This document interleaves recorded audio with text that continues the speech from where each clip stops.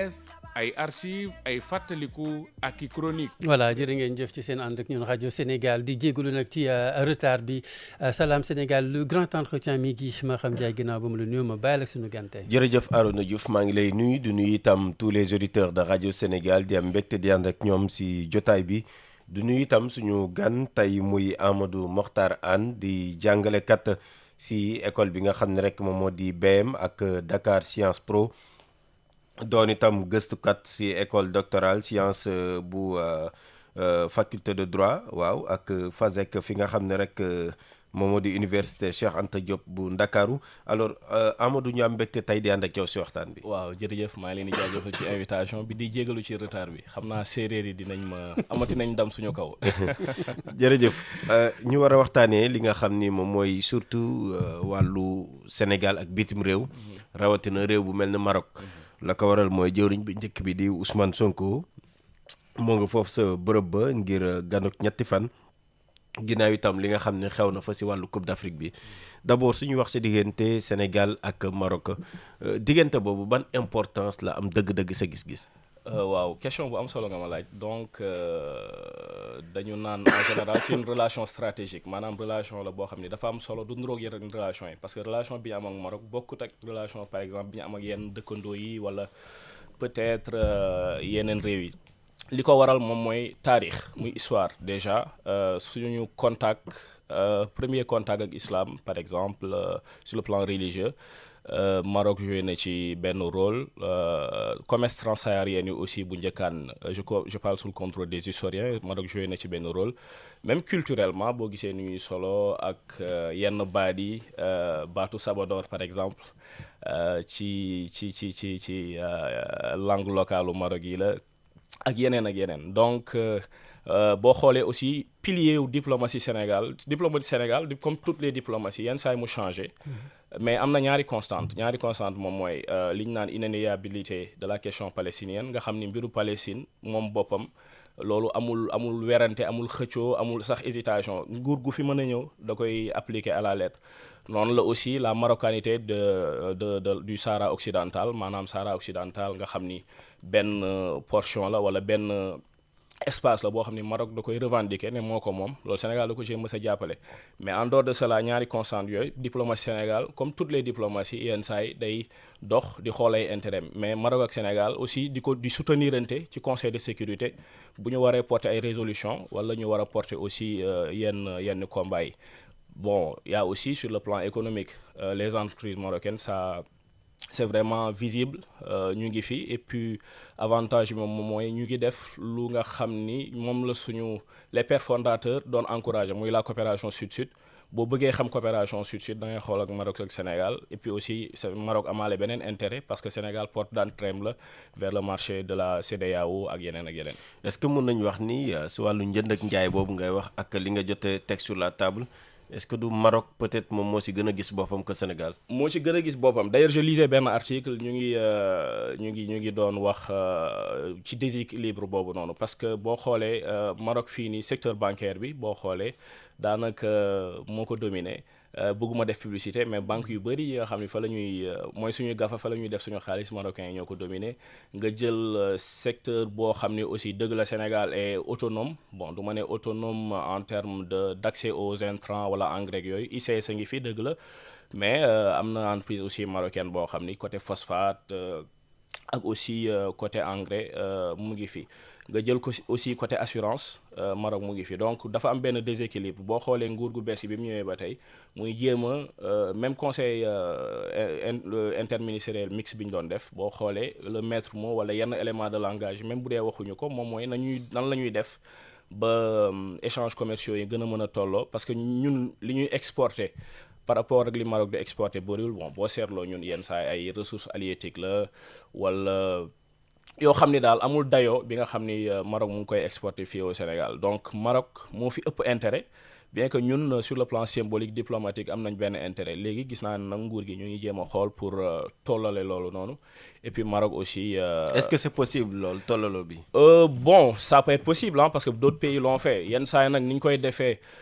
mën na violent wala mën na bañ a jaar yoon boo xoolee États-Unis tey bu bëggee tollale ay taxes lay imposer Donald Trump moom loolu moom mooy armam principal. Sénégal ak Maroc nag gisuma ñu mën a poser ay teg leen ay taxes yu dul jeex affaire yooyu pour mën a tolloog ñoom pour tollale relation commerciale boobu mais li ñu mën a def moom mooy am une discussion franche mais aussi wax ak Maroc pour mu def transfert de technologie beneen bi aussi wax ak Maroc pour mu gën a ubbi marché am parce que tey bu ñu xoolee un Marocain ma bëgg a ubbi entreprise fii wala def business au Sénégal moo gën a yomb que Sénégalais bi def ko foofu noonu je ne parle pas nag de l'économie informelle yi nga xam ni boo demee sa Maroc sax j'ai eu l'occasion de le visiter di nga fa fekk marché Sénégal daanaka moo gën a nuroog Sénégal sax que suñu marché yi ay Colobane ak yooyu di nga fa fekk ay photo sëriñ fii di nga fa fekk produits yi ak yeneen ak yeneen même ambiance bi la mais loolu c'est à travers des discussions te gis naa ni am na benn projet phare au nord du Sénégal par exemple transformation phosphate bi ñu bëgg a def à Matam Maroc lañ ci bëgg a àndal et puis le premier ministre en avait parlé et puis le ministre du commerce et de l'industrie du commerce demoon na fa si je ne m'abuse bon jàppatuma weer bi mais mën na at quand même donc jàpp nañ ni expertise marocaine bi bu ñëwee côté phosphate bi dina am benn équilibre bu am déjà même bu dee du à 100% plus aussi Maroc du ñëwaale rek def ki maanaam jàppale leen gunge leen ci transformation phosphate bi mais day indaale aussi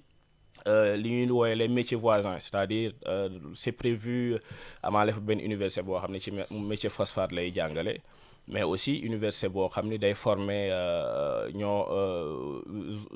étudiants yi nga xam ni zone boobu lañ nekk te ñuy yëngatu ci wàllu mbay donc mbay ak irrigation aussi bu ñu bëggee rééquilibrer mën nañ ci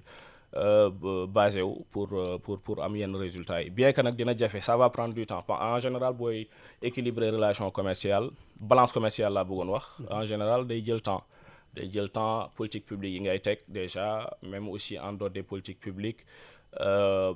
ñaari partenaires ils doivent jouer le jeu parce que mënuma la ne rek dama bëgg a rééquilibrer nga ne ma waaw ok d'accord fekk jouer wu le jeu il faut que Marocains aussi ubbi seen marché defal ñu yenn facilités yi pour que ñu mën koo def. oui le premier ministre marocain nee na ndaje bi opportunité la war a doon pour ñu am benn élan bu bees boobu lan nga jàpp ni moo war a doon cëslaay bi. waaw cëslaay bi moom mooy un partenariat franc wala sax alliance parce que en relation internationale wala géopolitique dafa am ñaari baat yu nuroo mais dañ leen di jaawale muy alliance ak partenariat. ñun ak Maroc c'est rare mais bëriw ñun ay alliés mais Maroc mën nañ ne sax allié la quoi boo xoolee li ma la bëgg a expliquer li ma la jot a expliquer donc loolu noonu pour mu am dañuy bës bouton recette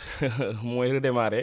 redémarrer bi nag moom mooy bon depuis sànq tudd ñu ko amoon na ay tension bi final bi jàllee déjà sur le plan symbolique foog ñu def apaisement bi gis naa ni le roi du Maroc le roi Mohammed VI def na benn sortie am na lu mu ci def lu ndaw gis naa ni aussi nos dirigeants keroog Diomaye bi muy décorer Lions yi il a fait allusion à ça le premier ministre aussi démb demoon na déjà sur le plan symbolique foog ñu def logique d'apaisement ba pare bien que moom nee na ñëw ñu sax pour apaisement mais dañoo ñëw pour confirmer relation séculaire yu ñu am ak esprit de dépassement bi loolu la ñu confirmer parce que ñaari xarit en général muy ñun ñëpp xarit jëkkër ak jabar ils ont toujours des problèmes mais après dañuy jógaat maintenant il ne faut pas ñu jaawale la polarisation bi nga xam ne moo am ci réseaux sociaux yi ak la réalité sur le terrain et que ñu ngi def ay échange yu am solo et que en business amul sentiment en business aussi amul ay Sénégal dafa dóor Maroc ak leneen donc li ñuy gis loolu c'est surtout à l'endroit de nos compatriotes maanaam polarisation bi am ci réseaux sociaux yi saagante yi xaxarante yi xasante yi ak yeneen nga xam ne rafetluñ ko bokkul ak li nga xam ne moom moo am sur le terrain nag déjà nee naa la sur le plan symbolique foog ñu defaat ko mais xoolaale aussi attractivité gis naa code des impôts bi changé nañ ko mais aussi yoo xam ni waxtaanu biir néeg la parce que maa ngi ko doon wax keroog diplomatie 10% rek ngay gis ci kaw donc les 90% ci suuf la te j'espère que nos négociateurs c'est-à-dire quand je parle de nos négociateurs bu waxuma la partie diplomatique rek mais aussi nos industriels nos commerçants, ministre du commerce et cetera dinañ jéem a peser ñu defaale aussi diplomatie économique. Alors yaa ngi koy junj léegi tout à l'heure mooy jafe-jafe bi nga xam ni nemmeeku nañ ko si wàllu tàggat yaram est-ce que parce que gis nañ ni yaa ngi tudd léegi communiqué roi bi mais même dans ce communiqué là gisuñu si fu ñu ciy waxee si wàllu Sénégal c'est de manière globale est-ce que jàpp nga ni sport tàggat yaram mun na am ay njeexital si relation ñaari réew yi. Bon xam nga dafa am lu ñu naan temps de digestion pays yu bëri lii daloon na leen xam nga Portugal tey bi muy door France Euro. Final Euro jour bi dugaloon j'oublie son nom bon c'est un portugais. mais Eder voilà mais Lille la doon football Lille la doon football mais boo xoolee dañ ko doon yuuxoo et puis demoon na ba sax gars yi def benn communiqué ne bon est-ce que du fa quitter et puis fustige ko et tout donc digestion la dañ koy digérer. Digestion bi nag mën na jël temps surtout cas au Maroc bi c'était très compliqué investir nga ay milliards jël nga presque coupe ci catégorie yëpp même coupe arabe bi récemment yaa ko jël et puis sa biir dëkk et puis plus de 50 ans ngi nii wala à peu près 50 ans jëloo ko ñu jël ko léegi football nag tout le temps dafay ànd ak irrationalité parce que irrationalité ici je ne parle pas péjorativement mais je parle de la foule. La foule en général elle est irréfléchie moom la foule c'est comme ça day déchaîner ay passion mais lu ñuy gën a dem je pense que dinañ ko digérer c'est comme perdre un être cher commencement bi day metti mais les philosophes parlent du principe d'économie c'est-à-dire yàlla ni mu ñu bindee di nga dem ba de temps en temps ngay yenn activités yi ngay def yenn yu bëri yi ngay def muy activité muy yëngu-yëngu dina dem ba di nga ko fàtte wala boo ko fàttewul aussi di nga dalaat mais daal. Et puis je vous dis une chose les Marocains sont comme les Libanais les Israéliens ils sont très smart en business ñoom considération yenn considération yi duñ ci nekk quand il s'agit de business. Arouna. Oui alors ba tey si wàll woowu kon tey jii Sénégal fan la war a mun a teg tànkam ndaxte lu toll si fukk ak juróom-ñaari accord jamono ji le premier ministre daal na koy xaatim fan la ñu war a mun a teg suñu tànk tey jii suñu bëggee mbir mi gën a mun a équilibré wu mais également relation bi kenn ku nekk li ngay xaar si yéen ñaar nga gis ko. waaw am une discussion ou bien une communication franche entre les deux c'est-à-dire. Waxu suuf la sénégalais ñu ngi koy wax mais dañ ko war a teg ci table bi avec sincérité c'est-à-dire pourquoi tey entreprise marocaine yi mën a implanter au Sénégal avec plus de facilité et que ñun mënuñu ko def au Maroc déjà c'est une question boo xam ne il faut ñu résoudre ko c'est en suspens question boobu ñu bëri dañ koy posé wu beneen bi aussi ñu xoolaat aussi ni ñuy négocier c'est-à-dire bu ñu rek négocier yenn accords yi mais nañ ci boole transfert de technologie par exemple nañ ci boole transfert de technologie en dehors transfert de technologie aussi nañu def surtout une coopération universitaire c'est-à-dire académique si vous voulez ak entre chercheurs je vais même pas parler d'académie mais entre chercheurs parce que le Maroc a beaucoup à nous apprendre sur le plan de l'irrigation li ñuy wax Iritech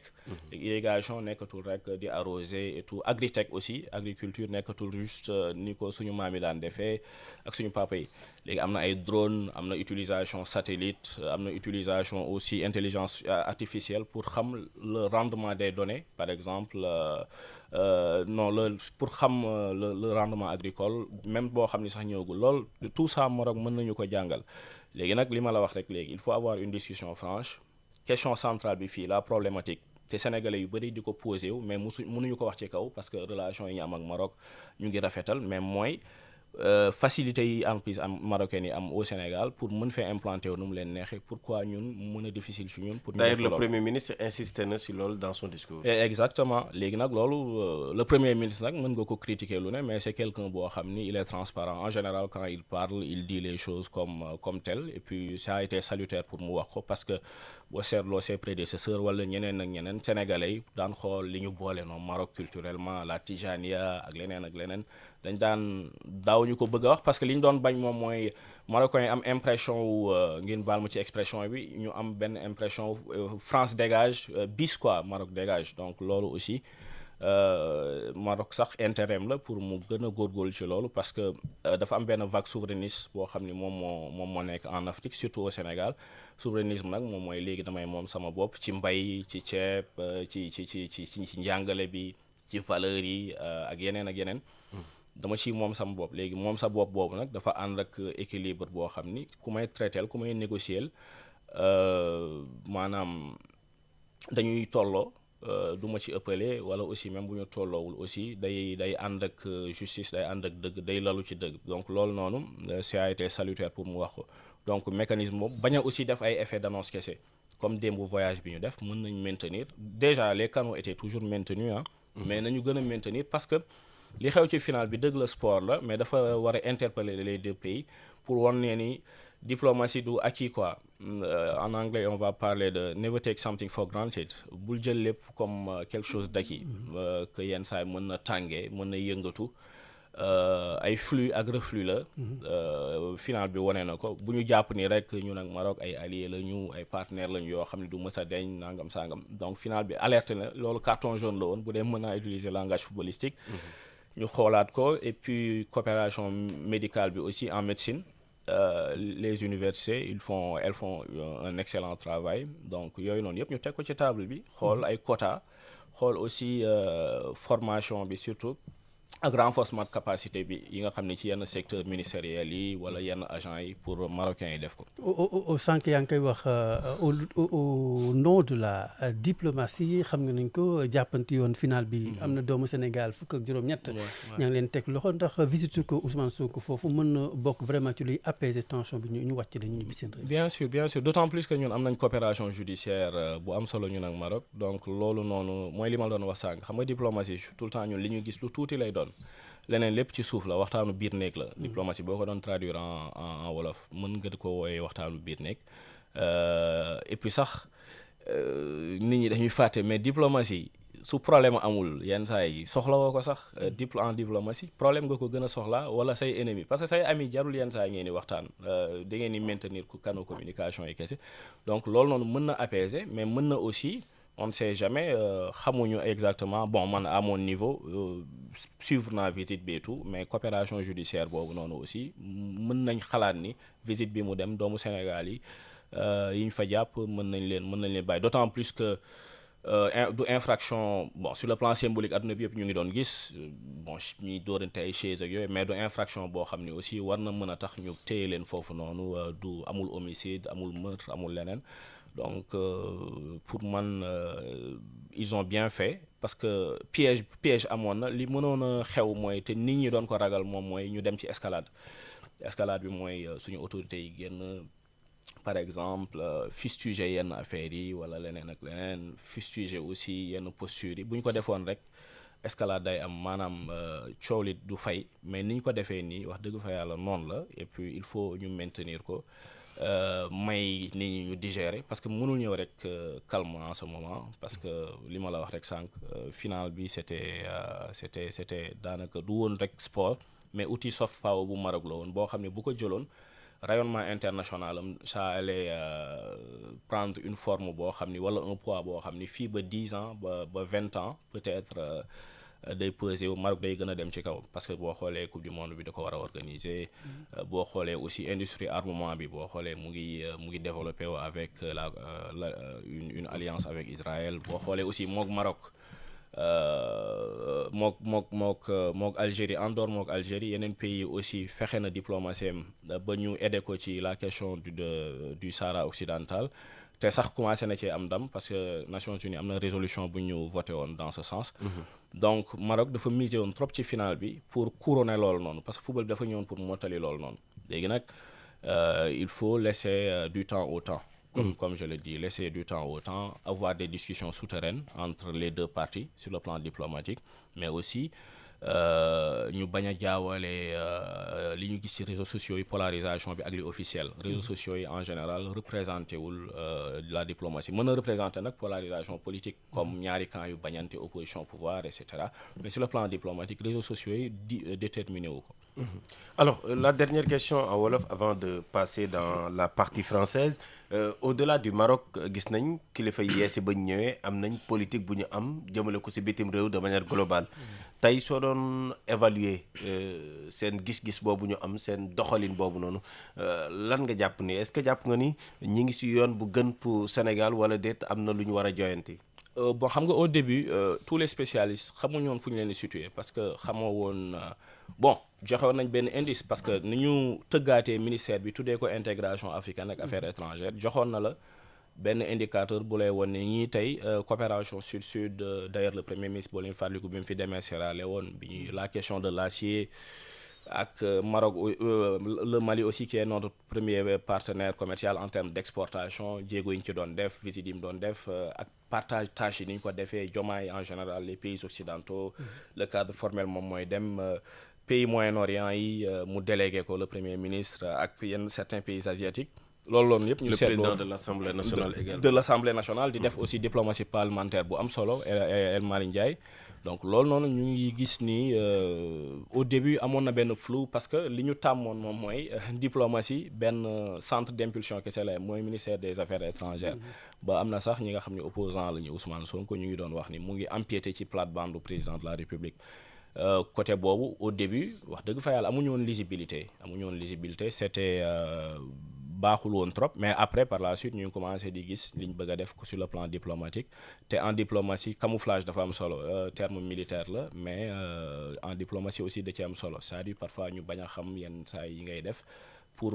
prévisibilité nga bañ ko am mais prévisibilité bi aussi da nga ko war a am sur le plan business parce que entreprise yi investir war nañ xam tey sur le plan diplomatique lan nga bëgg a def war nañ xam sur le plan économique lan nga bëgg a def sur le plan énergétique sur le plan attractivité des investissements code yi muy code des impôts code douane ak yeneen donc je pense que piliers yooyu noonu moom ma fàttaliwaat la ko rek bi ma ci commencement bi muy mooy question palestinienne bi ak marocanité Sahara occidental ñaari piliers yi mës a changé loolu la ñuy woowe une politique préétablie c'est-à-dire Senghor day ñëw Wade ñëw Macky Sall ñëw Diomaye ñëw dañ koy appliquer même sans ubbi seeni bët donc loolu noonu constance la léegi il faut tout simplement insister là-dessus et puis diplomatie bi ñu ngi commencé am vraiment visibilité mais pour ñu gën ci am visibilité nag il faut ñu dugg 2027 yenn promesses yi nga xam ne ay Émirats arabes unis Qatar wala yenn partenaires techniques et financiers yi ndax promesses yi ñu defoon respecté nañ ko nañ xam ni diplomatie bi en ce moment muy porter ses fruits mais pour l'instant mën nañ ne ñu ngi ci prudence di étudier voilà. D'accord. Alors, on va prendre quelques minutes pour dans cette partie française pour revenir sur cette relation entre le Sénégal et le Maroc. Pour rappel, le Premier ministre est au Maroc depuis hier pour une visite de 72 heures. Il va rencontrer d'ailleurs la diaspora sénégalaise sur place ce mardi. Alors, si on devait lire les 17 accords qui ont été signés entre les deux pays, quelle lecture faites-vous donc de cet acte qui a été posé? Bon, je me dis que déjà, sur le plan historique, je pense qu'on peut brosser un petit rappel historique. Ce qui nous lie au Maroc est très, bon, je ne vais pas exagérer, mais je vais dire est très intense, hein? Parce que nos premiers contacts avec l'islam déjà, bon, même si c'est pas le Maroc qu'on connaît aujourd'hui, contemporain, en tout cas, les deux peuples ont joué un rôle. Il y a aussi la Tijaniya, il y a aussi l'aspect commercial, le secteur bancaire marocain qui est très présent au Sénégal. Il y a aussi sur le plan diplomatique, en général, la diplomatie sénégalaise a deux constantes, c'est-à-dire la question de l'inaliénabilité de la question palestinienne qui a été défendue de Senghor à nos jours par tous les présidents de la République et la marocanité du Sahara occidental. D'ailleurs, on voit les résultats. Le Maroc est en train de remporter des gains significatifs dans ce sens. Donc ça, c'était juste pour le contexte. Maintenant, pour les accords, on peut dire que c'est salutaire parce qu'on a toujours remarqué qu'il y avait un équilibre en termes de balance commerciale entre les deux pays. Déséquilibre, oui, parce que si vous voyez au Sénégal, ici, même ça s'odosier, hein, dans tous les secteurs, vous allez trouver des Marocains, alors qu'au Maroc, les Sénégalais ou bien les entreprises sénégalaises ne sont pas ou bien ont une présence vraiment minime. Donc il fallait quand même essayer de rééquilibrer cela. Donc il y a une problématique. La problématique est que c'était une question taboue au vu de nos relations entre les deux pays. C'était pourquoi c'est très facile pour une entreprise marocaine. Même j'avais oublié de mentionner la cimenterie, hein, voilà, de s'installer au Sénégal, de faire son business, alors que c'est très difficile pour nous. Ou bien, je dirais pas très difficile, mais c'est difficile, ou bien c'est pas facile pour le Sénégal de le faire au Maroc. Donc, est-ce que le Sénégal est-il en position de partenaire équilibré? Équilibré, oui, ça dépend tout simplement des négociations. Par exemple, il faut juste poser la problématique que j'avais su mentionner déjà, il faut la poser, essayer de la résoudre. En plus aussi, il faut avoir des leviers de négociation, et le Sénégal en a. Par exemple, sur le plan des phosphates du Matam, par exemple, les Marocains sont très intéressés par cette ressource. Ils ont une expertise. Il faut rappeler que le Maroc détient 70 jusqu'à 75% des réserves mondiales de phosphate. D'ailleurs, c'est l'une de leurs richesses, en dehors des produits halieutiques, en dehors aussi de ce qu'on appelle les smart economy, c'est-à-dire l'économie basée sur les services, c'est-à-dire les banques, le secteur de l'assurance, la médecine, etc., etc. Donc, ça, le Sénégal aussi a des atouts. C'est-à-dire, le Maroc est très intéressé. Le Maroc aussi compte sur le Sénégal en termes d'atouts pour un soutien diplomatique dans les instances internationales, ce que le Sénégal a toujours fait et vice-versa. Donc, si on s'appuie sur cela, il faut bien négocier avec nos amis marocains en termes de transfert de technologie déjà, mais aussi poser les vrais débats sans tabou, c'est-à-dire comment on va faire pour équilibrer cela sans tout simplement tourner autour des discussions que je dirais pas creuses, hein. C'est pas creux, c'est pas respectueux, mais on a toujours entendu depuis notre naissance, depuis l'enfance, que le Maroc et le Sénégal sont des amis, un peu frères, mais on doit aussi le matérialiser. Quelqu'un disait que l'amour n'existe pas, il n'existe que des preuves d'amour, donc il ne faut pas se limiter sur l'aspect tout simplement discursif pour parler de fraternité, mais il faut aussi l'appliquer. Mais avant peut-être de parler de renforcement des relations entre le Sénégal et le Maroc, il faut d'abord peut-être solder les différends consécutifs à la finale. Exactement. Donc, c'était très compliqué parce que la finale, le Maroc a très tôt compris une chose, c'est-à-dire l'économie, je parlais de smart economy, c'est ça qu'a fait le Qatar et les autres pays pour éviter ce qu'on appelle le syndrome hollandais, c'est-à-dire miser tout sur le pétrole ou miser tout sur une ressource. Mais le Maroc a diversifié ses partenariats, a diversifié son économie, mais le sport a été un outil de soft power pour y arriver. Donc le Maroc a vraiment dépensé en termes d'infrastructures, et puis qui attendait une finale de la CAN depuis quasiment 50 ans. Beaucoup de choses se sont passées, donc on sait que le sport a un aspect parfois irrationnel, hein, c'est-à-dire c'est la foule, c'est les réseaux sociaux, c'est les invectives, etc., etc., mais ça va se digérer. Donc avec le temps, mais c'est avec le temps, même si je ne pense pas que les Marocains vont l'oublier de sitôt. Ça va rester dans un coin de leur tête, hein, ça on le comprend, c'est des humains, mais le distinguo qu'il faut faire ici, c'est que la polarisation qui est sur les réseaux sociaux entre les deux peuples, et même parfois des fake news qui sont développées, ou même parfois, ça on l'a remarqué, hein. Maintenant, au XXIe siècle, il y a ce qu'on appelle la guerre informationnelle avec des bots,